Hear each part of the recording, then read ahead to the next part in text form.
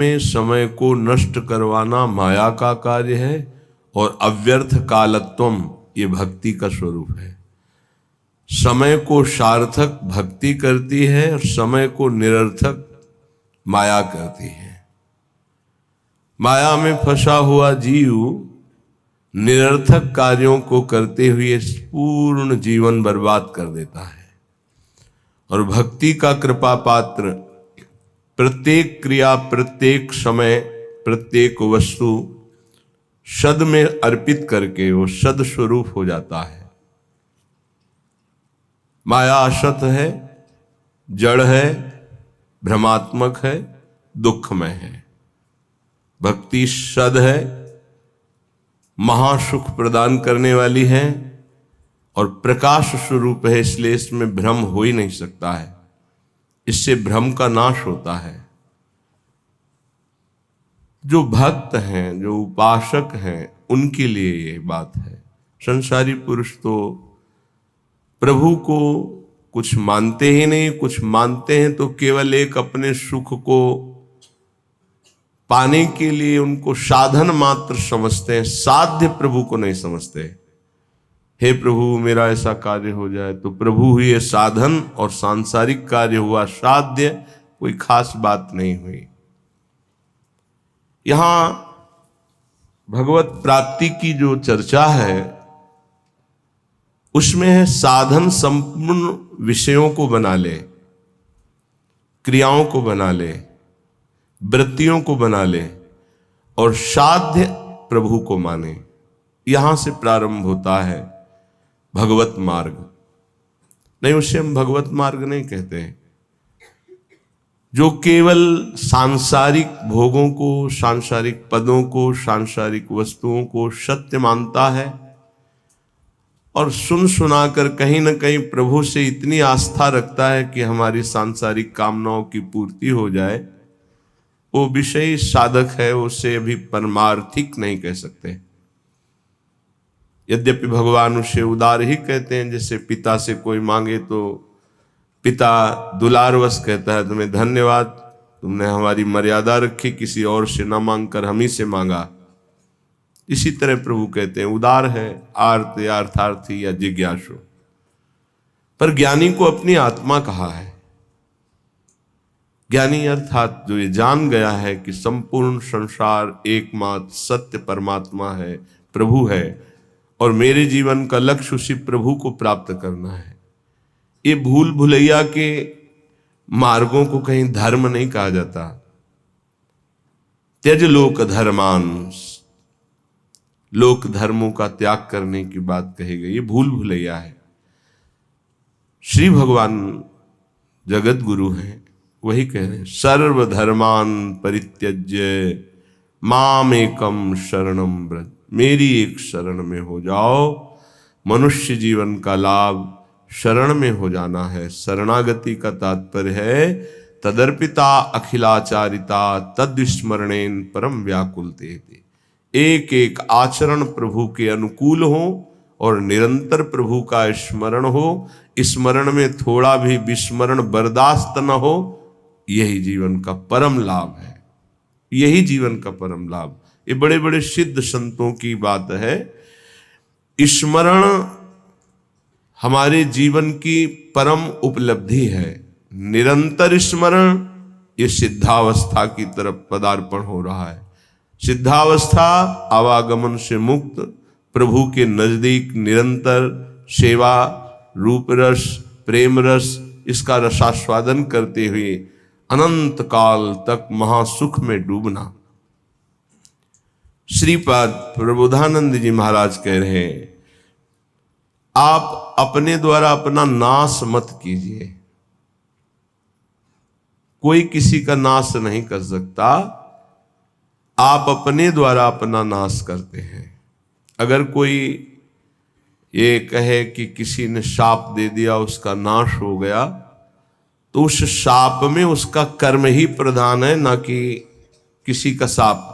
उसका कर्म प्रधान है। कहीं भी शाप दिया गया हो तो हमें ये दिखाना कि वो निर्दोष है और उसको शाप दिया गया और शाप लागू होकर उसको नाश कर दिया, कहीं भी हमें बताना खोज के इतिहास में। मुनिन का क्रोधो मुक्ति दातार, अगर संतों ने कभी किसी को दंड दिया है, साप रूपी दंड, तो सीधे भगवत प्राप्ति हुई उसकी। जैसे नलकूबर, मणिग्रीव, परम पावन भागीरथी अलकनंदा में, आकाश गंगा में अपवित्र दशा में थे। परम पावन धाराजू में कभी निर्वस्त्र स्नान करने के लिए नहीं कहा गया है, निषेध है, वो निर्वस्त्र थे। दूसरी बात, देवपुत्र होकर भी मदिरा पान किए हुए थे। कुबेर जी के पुत्र हैं, धनाध्यक्ष कुबेर। धन मद इतना बढ़ा कि परम पावन गंगा जी में भी खड़े होकर मदिरा पान करके ऐसे लौकिक विलासता। तो जे भी देवर्ष नारद जी गए तो अप्सराओं ने तो वस्त्र धारण करके उन चरणों में प्रणाम करके लज्जापूर्ण स्थिति में खड़ी हो गई, लेकिन वो निर्लज्ज मदिरा पान किए हुए ऐसे, ना कोई प्रणाम मुद्रा, ना कोई। तो उन कहा, तुम इतने बड़े महापुरुष के पुत्र होकर ऐसा आचरण करते हो, जाओ मैं तुम्हें शाप देता हूं, वृक्ष योनि को प्राप्त हो जाओ। बड़ा भयंकर शाप, तो बड़ा भयंकर। कहां कुबेर पुत्र और कहां जड़ वृक्ष योनि। पर कृपालु नारद जी ने कहा, वृक्ष तो बनोगे पर नंदालय के द्वार में वृक्ष बनोगे। और भगवान सर्वलोक महेश्वर जब अवतार लेंगे तब तुम अपने स्वरूप में आ जाओगे। क्या सौभाग्य मिला, ऐसे साधनहीन को योगी दुर्लभ वांछित वरदान मिल गया। प्रभु उस नारद जी की बात सत्य करने के लिए जब मैया ने ओखली में बांधा तो ओखली घसीटते हुए वहां पहुंचे और दोनों वृक्षों के बीच में फंसा के ऐसा झटका मारा, दोनों वृक्ष गिर पड़े और उनसे दिव्य पुरुष यही नलकूबर मणिग्रीव प्रकट हुए और भगवान का दर्शन, भगवान के वचन, भगवान का स्पर्श प्राप्त किया। क्या ये शाप है? विचार करो। ये शाप नहीं, ये तो वरदान से भी श्रेष्ठ है। अगर कोई हमें शाप भी देता है तो हमारे कर्म का मार्जन होता है, हमारा कोई नाश नहीं कर सकता, हमारे कर्म ही हमको दंड देते हैं। इसलिए कह रहे, ना हंता ममते वृथा कुरु सखे, देहालय स्त्रियादिके, छित्वा दुर्जर श्रृंखलम गुरुगिरा, ते मोह मात्रोदितम वृंदारण्यमुपेत्य शीघ्रमखिला, नंदैक साम्राज्य सत कंदम कंद फलादिवृत्तरनिशम, तन्नाथ लीलाम स्मर। ना हंता, हे भाई तुम्हें जो मानव देह मिली है इसका तुम नाश मत कर दो। ये नाश किया जाता है क्या? जो पराई माताओं बहनों की तरफ व्यभिचार वृत्ति, जो दूसरे की धन की तरफ अपहरण वृत्ति, भोगों को भोगने में सुख वृत्ति, देहाभिमान पुष्ट करने वाले पदों की लालसा, ये सब अपना एक तरह से पतन किया जाता है और इसी संसार में उन्नति मानी जाती है। उन्नति है इंद्रियों को शासन में रखना, मन को प्रभु में लगाना, यथालाभ संतोष स्थिति रखना, हर कर्तव्य को भगवान की सेवा समझना। हम अपने द्वारा अपना नाश ना करें, ना हंता, अपना नाश मत करो। कोई तुम्हारा बाल बांका नहीं कर सकता, तुम्हारा कर्म ही तुमको दंड देता है। किसी व्यक्ति की बुद्धि में बैठकर या कोई घटना रूप या तुम्हारे शरीर में रोग रूप या परिस्थिति रूप तुम्हारा कर्म ही तुम्हें दंड देता है। विश्वास कर लो, कोई दूसरा त्रिभुवन में नहीं है जो तुमको कष्ट दे सके। इसलिए जो तुम्हारा देह है, जो घर है, जो स्त्री पुत्र आदि हैं, वृथा में इनमें अहम और मम बुद्धि करके अपना नाश मत करो। बहुत से परिवार तुमने छोड़ दिए हैं। योग वाशिष्ठ में प्रसंग आता है चूड़ाला जी का, और भी बड़े महापुरुषों का आता है। वो सरस्वती की उपासना करती थी एक रानी।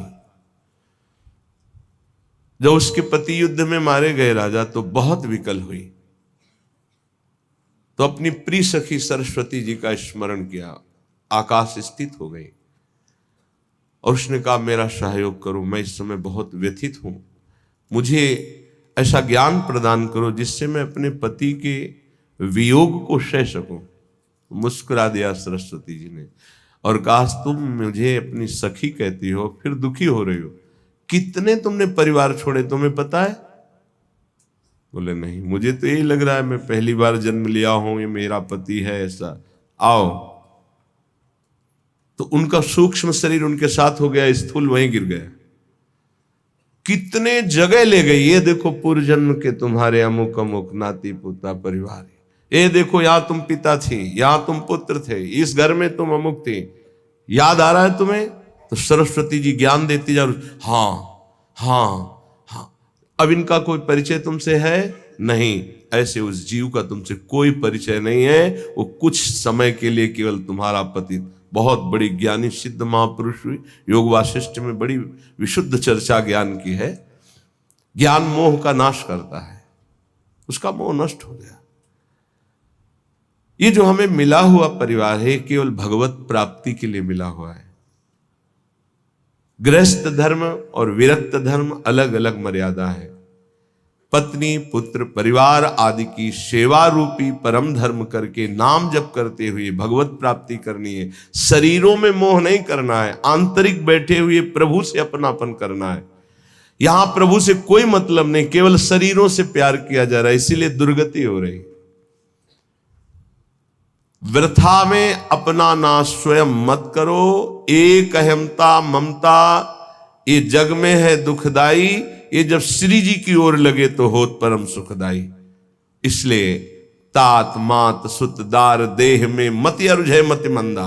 अय मतिमंद, तू अभी समझ नहीं पा रहा, तेरे समय को केवल नष्ट किया जा रहा है। ना तेरी कोई पत्नी, ना कोई पुत्र है, ना कोई तेरा कोई सगा संबंधी है।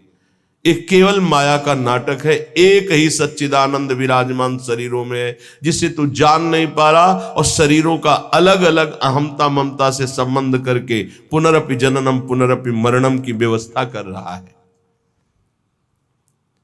हे भाई, यदि गुरुदेव के चरणों की आराधना करो और उनके वचनों को मान लो तो तुम्हारे मोह का नाश हो जाएगा। और जहां मोह नष्ट हुआ तो आप जो लिखा हुआ वही आपको अनुभव में आएगा। श्रीपाद कह रहे हैं छित्वा दुर्जर श्रृंखलम, ये बहुत कठिन श्रृंखला है जिसको कोई काट पावे। जैसे कोई हथकड़ी और बेड़ियों से जकड़ा हो तो कदम नहीं मार सकता, ऐसे ही मोह की बेड़ियों से, अहमता की हथकड़ियों से ऐसा जकड़ा हुआ जीव है कि सत्संग सुन रहा है, समझ में भी कुछ कुछ आ रहा है, पर फिर वो इतना बंधन है कि वो निकल नहीं पा रहा। इसीलिए गोपी जनों से कहा कि जिन बेड़ियों को काट पाना बड़े बड़े योगियों के लिए कठिन है, तुम उन बेड़ियों को काट कर केवल हमसे प्रेम करती हो, मैं तुम्हारा ऋणी हूं। भगवान श्री कृष्ण चंद्र जी ने इसीलिए बड़े बड़े परमहंस गोपी चरण रज की वंदना करते हैं, क्योंकि कहीं कोई राग नहीं है, न पति से, न पुत्र से, न घर से, केवल श्री कृष्ण अनुराग, मुरारी पादार्पित चित्त वृत्ति। छित्वा दुर्जर श्रृंखलम, ये हथकड़ी बेड़ी कैसे कटेंगी? तो कह रहे हैं गुरु गिराते मोह मात्रोदितम। गिरा वाणी, गुरुदेव की वाणी के अनुसार चलने से ही मोह का नाश हो सकता है, और कोई उपाय नहीं। बंदो गुरुपद कंज कृपा सिंधु नर रूप हरि महामोहतम पुंज जासु वचन रवि कर निकर। महामोह रूपी अंधकार का नाश करने के लिए गुरुदेव के वचन सूर्य के समान हैं। मोह मात्रोदितम, केवल मोह मात्र में तुम फंसे हुए हो, और इस मोह का नाश गुरुदेव के अक्षरशः वचनों के अनुसार चलने पर होता है। इन दुर्जर बेड़ियों को काट करके भगवत प्राप्ति कर लो। ना हंता, तुम अपने नाश करने वाले मत बनो। अन्य योनियों में तुम कोई भी साधना नहीं कर सकते, कुछ भी अपना कल्याण नहीं कर सकते हो। हे भाई, यदि तुम्हें मृत्यु लोक में बहुत साम्राज्य सुख मिल जाए तो भी वो केवल एक स्वप्न है। मृत्यु होने पर सब छूट जाएगा, फिर अन्य योनियों में जाना पड़ेगा। इसलिए शीघ्रातिशीघ्र वृंदावन आ जाओ, सत्संग सुनो, बिहारी जी राधा वल्लभ जी के दर्शन करो, रजरानी में बैठकर कुछ नाम जप करो और प्रार्थना करो धाम से, धामी श्यामा श्याम से कि संसार के कार्य धर्म पूर्वक करते हुए आपका सदैव नाम जपते हुए जीवन की शाम हो जाए। बस मेरी जीवन की पूर्णता हो, आपके आज्ञानुसार कर्तव्य कर्म करते हुए, नाम जप करते हुए, आपका स्मरण करते हुए प्राण छूटे। बस चाहे जहां छूटेंगे प्राण, आप भगवत प्राप्त होंगे। यदि नाम जप चल रहा है और धर्म पूर्वक आचरण है तो तुम संसार से विजयी हो जाओगे। ना कुरु मिथ्या देह गेहाद्यपेक्षा मृतिमखिल पुमर्थ भ्रंशिकाम विद्धि मूर्धनि चल चल सुहृदद्यैवाभिमुखे न वज्रादपि हृदि कठोरः श्रील वृंदावनस्य। ना कुरु, मत कर, गंदे काम मत कर। तुम्हारी बुद्धि ऐसी मलिन हो जाएगी कि न शास्त्र वचन सुनाई देंगे, न संतों के वचन तुम्हें सुनाई देंगे। सुनते हुए भी तुम उनका उपहास करोगे, उनकी बात नहीं मानोगे, ऐसी गंदी बुद्धि हो जाएगी। सच्ची मानिए, भगवान की कितनी विशुद्ध कृपा होती है जब मानव देह मिलता है। उसमें भी परम कृपा होती जब सत्संग मिलता है। लेकिन मलिन आचरण होने के कारण हमारी इतनी गंदी बुद्धि है कि हम वहां कुछ लेने के लिए जो अवसर मिलता है, सतवचन, सतमार्ग, सद्भाव, उनको तो छोड़ते हैं और दोष दर्शन, उपहास, निंदा आदि करके अपना सर्वनाश कर देते। ना कुरु, मत कर, ऐसा मत कर। श्रीपाद कह रहे मिथ्या देह गेहाद अपेक्षाम, इस शरीर के भोगों की अपेक्षा मत कर। ये कोई सुख नहीं है, चाहे जितना कोई भोग ले, तृप्ति आज तक नहीं हुई, वही नवीन आशा। मृतिमखिल पुमर्थ भ्रंशिकाम विद्धि मूर्धनि, ये तुम्हारे समस्त पुरुषार्थों का नाश करने वाले हैं। तुम्हारा शरीर, तुम्हारी भोग इच्छा, तुम्हारे भोग संबंध, ये सब तुम्हारा नाश करने वाले, तुम्हें समझ में नहीं आ रहा। मृत्यु तुम्हारे सिर पर खड़ी है। मृत्युमखिल पुमर्था भ्रंशिकाम विद्धि मूर्धनि, तुम्हारी बुद्धि को भ्रष्ट कर दिया इस मोह ने, संसार की सुख बुद्धि ने, और मृत्यु तुम्हारे सर पर खड़ी केवल समय का इंतजार कर रही है। हे बंधो, आज ही इस बात को समझ लो। देखो, इतना विचित्र माया का जाल है। एक ऋषि है, तपस्या परायण जंगल में है। इतने कामासक्त होते हैं कि दिन में वो सहवास करना चाहते हैं, तो उन्होंने मृग और मृगी रूप धारण कर लिया तपोबल से, और सहवास कर रहे थे। महाराज पांडु ने देखा कि ये मृग है, तत्काल बाण संधान किया, मारा। एक ही बाण में दोनों बिंध गए। नजदीक गए तो दोनों ऋषि, एक ऋषि पत्नी और एक ऋषि, दोनों हाय मच गया। अरे ऐसा कैसे अपराध हो गया, ब्रह्म ऋषि का वध कैसे हो गया। तो उन्होंने बताया कि दिन में पशुतापूर्ण जो व्यवहार है, मैं ऋषि होकर नहीं कर सकता था, पर मैं कामांध हो गया, इसलिए पशु रूप धारण किया, मृग रूप। और तुमने बिना विचारे, तो उनका राजाओं का कार्य है मृग का वध करना, जो ऐसे मृग हैं जिनसे हमारे सेवा में जो जन हैं, जो प्रजा हैं, उनको रोग होने की संभावना हो तो हम शिकार उन्हीं का खेलते हैं। इसलिए मैंने मारा, तुम्हें कोई ऋषि मान के थोड़ी मारा है। तो उन्होंने कहा मुझे तो मेरे कर्म का फल मिल गया। इससे प्रतीत होता है कि विकार कितने प्रबल हैं। इतना बड़ा महात्मा जो अपने आप को एक क्षण में मृग के रूप में परिणित कर सकता है, वह अपने काम को नहीं रोक पाया और वो सहवास सुख में मगन है कि मृत्यु ने मार दिया। यहां कह रहे हैं मृत्यु मखिल पुमर्थ भ्रंशिकाम विद्य मूर्ति, तेरी बुद्धि को भोगों ने भ्रष्ट कर दिया है, पर तुझे यह पता नहीं कि मृत्यु तेरे सिर पर खड़ी है। हम बड़े आनंद में मगन हो रहे, किन्हीं भोगों में, किन्हीं विलासिता में, और मृत्यु एक एक सेकंड गिन रही है। ये सेकंड गया, ये सेकंड गया, ये से, और ऐसा प्रहार करेगी फिर तुम्हारे पास कुछ भी बनाने के लिए समय नहीं रहेगा। मन पछते ही है और शर्मिते। इसलिए कह रहे चल चल सुहृद दैवाभिमुखेन वज्रादपि च हृदि कठोरहा श्रील वृंदावनस्य।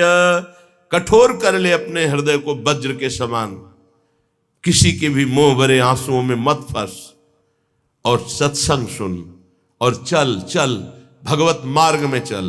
गृहस्थ धर्म में रहते हुए, परिवार का पोषण करते हुए, नाम जप करते हुए, भगवत कथा गायन, भगवत कथा श्रवण, भगवत नाम कीर्तन, ये है चल चल चल।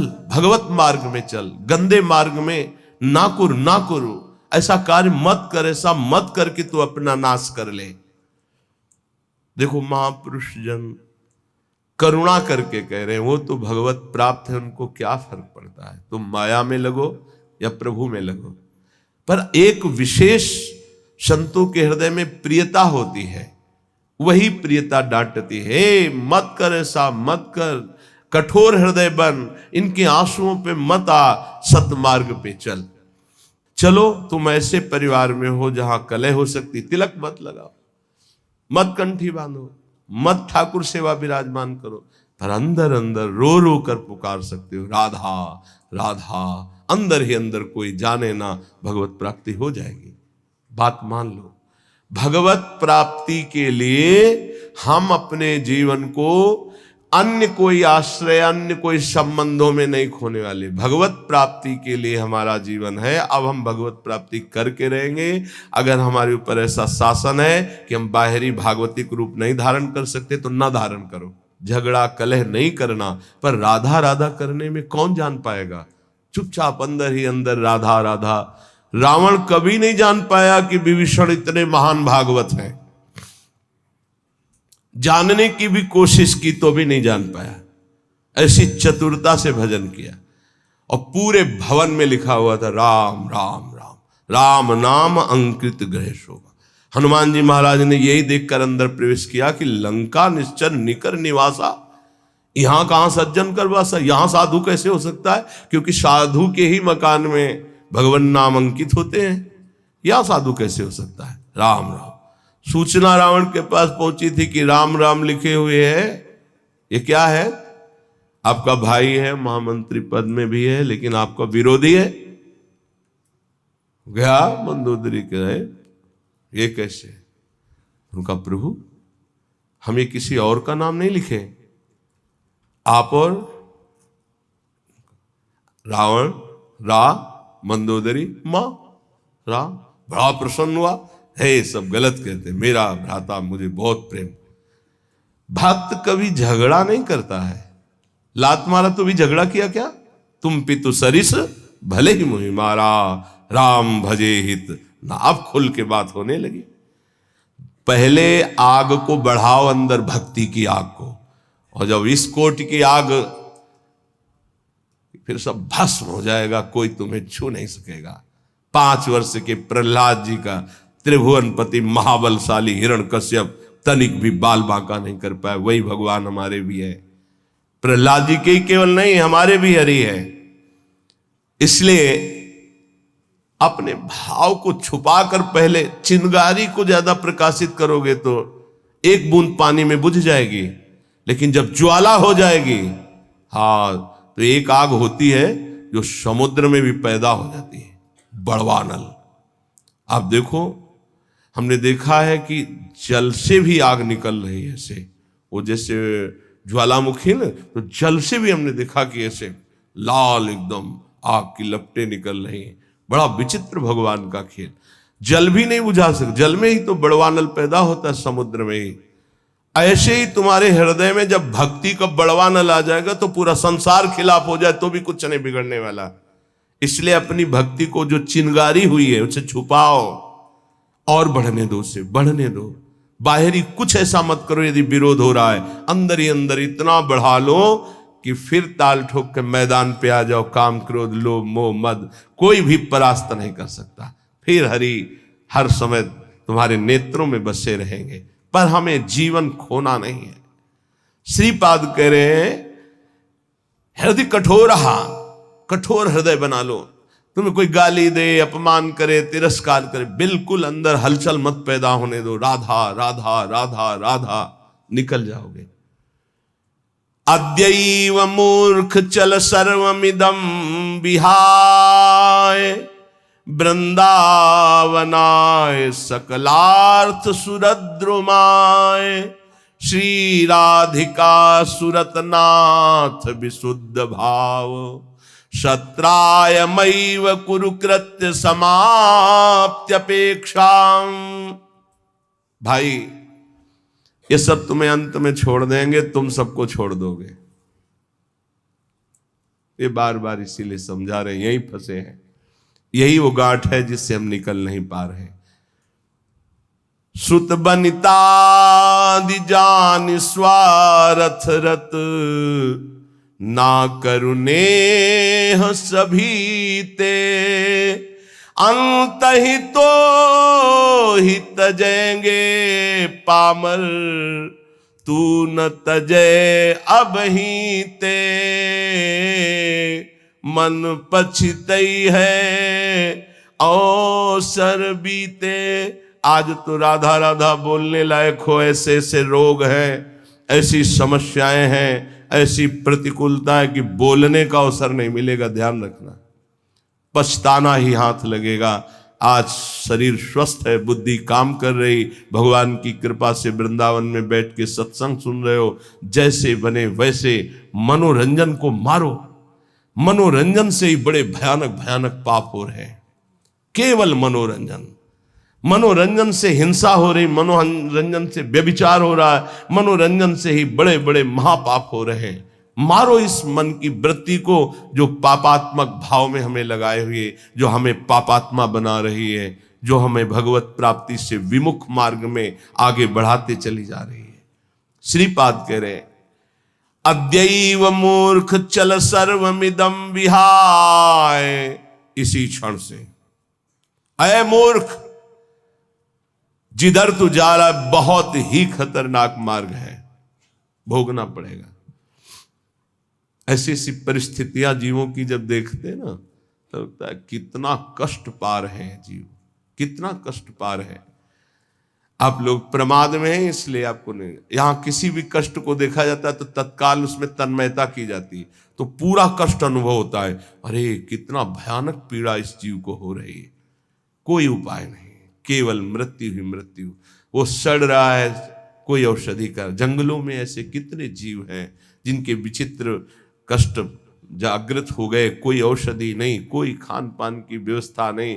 अब वो जब तक मरेगा नहीं, वो उठ के नहीं चल सकता, कीड़े खा रहे, पड़ा है, जिंदा जिंदा पड़ा है, सड़ रहा है। कौन है ये? हम ही हैं। हमारे कर्म बिगड़ गए तो ऐसे जीव बन गए, ऐसे ऐसे भोगे।